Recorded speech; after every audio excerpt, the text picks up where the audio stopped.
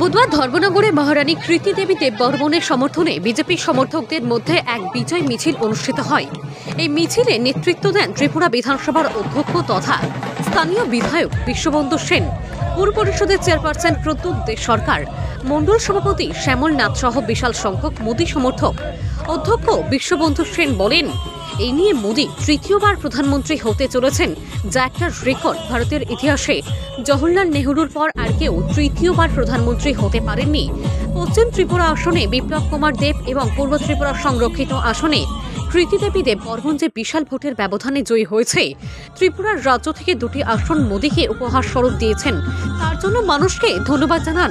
তিনি আরো বলেন, যেভাবে রাজ্যে দুটি আসনে ভাজপা জয়লাভ করেছে, সেরকম জয় বামফ্রন্ট লাভ করলে এখানে চাঁদাবাজি, জুলুমবাজি, বোমাবাজি, এমনকি মানুষের উপর আক্রমণ সংঘটিত হতো। কিন্তু এখানে শুধুমাত্র স্লোগানবাদে কোনো ধরনের চাঁদাবাজি, জুলুমবাজি, বোমাবাজি, আক্রমণ এসব কিছুই হচ্ছে না। এটা হচ্ছে ভাজপার সংস্কৃতি। মানুষ ভোট গণনার পর ফলাফল নিয়ে যে যার বাড়িতে চলে গেছে। আজকে 144 ধারা শেষ হওয়ার পর বিজয় মিছিল